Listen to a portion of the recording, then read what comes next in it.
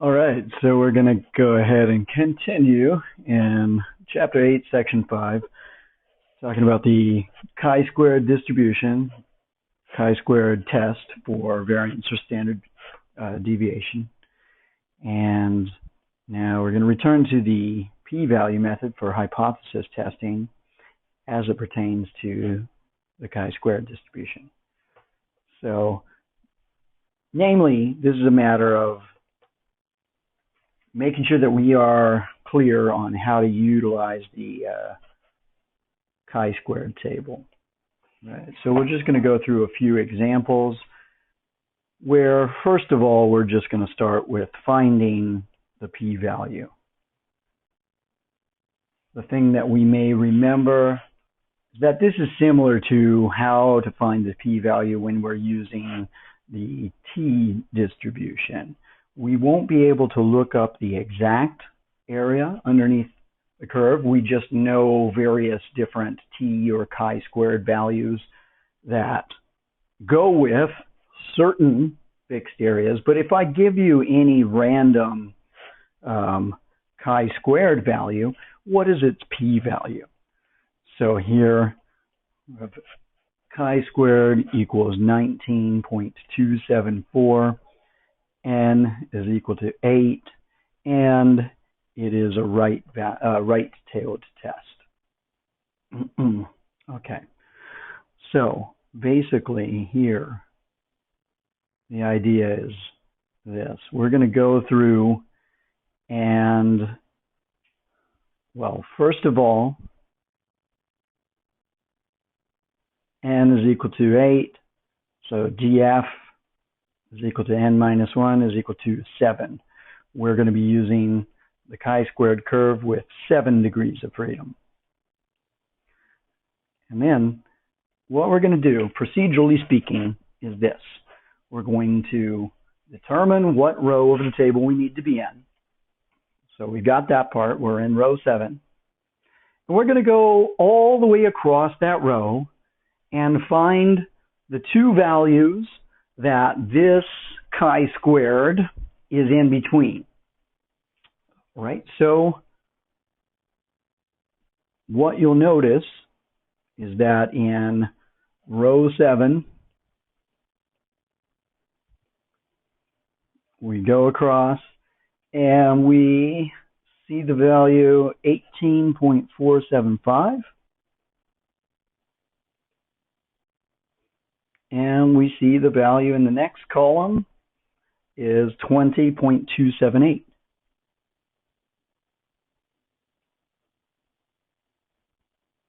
And so our value is right in between. It itself does not appear in the table.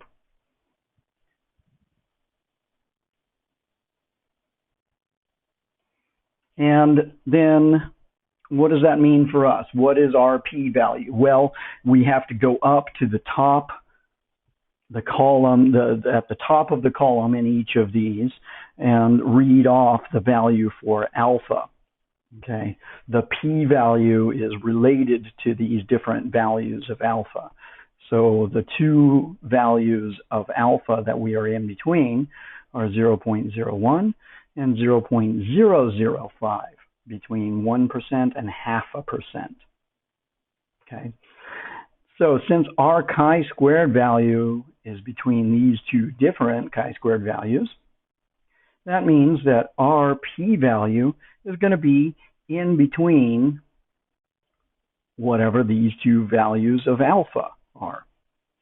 So I can never remember which way the inequality goes, so just make sure that the smallest value is on the left and the largest value is on the right.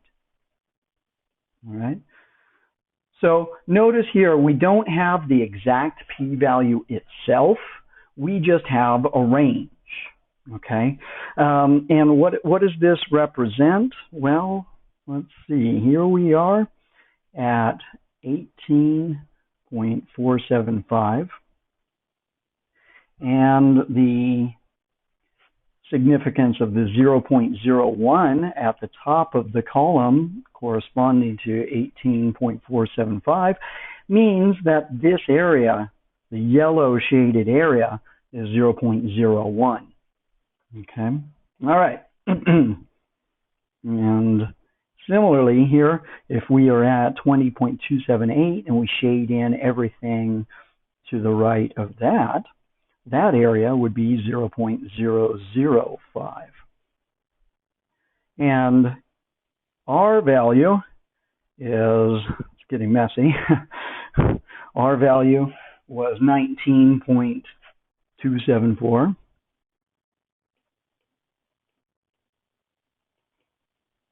And the p-value, the exact p-value, is whatever the exact shaded in region, whatever this exact orange area is that I'm shading in. I don't know what it is exactly. The table of values can't tell us what that is identically. However, notice it is between these two areas where we know that specific value. All right, let's go and look at the next example.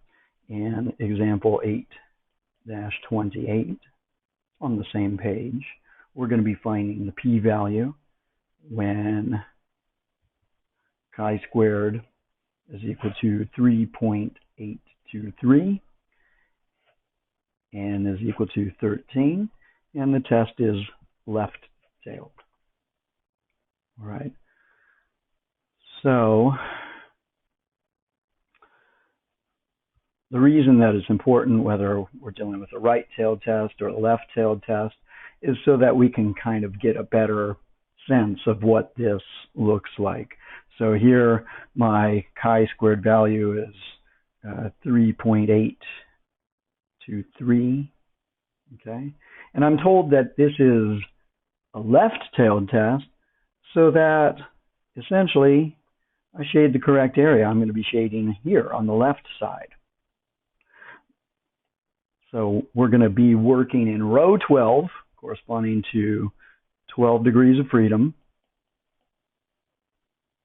And we're going to be finding our critical chi-squared values here and here. All right? We're going to find the two values that this chi-squared value falls in between. Looking in row 12, we read right across, we find this value 3.571, and then the next value that we see after that is 4.404. And so our value, it was 3.8 something, is in between these two.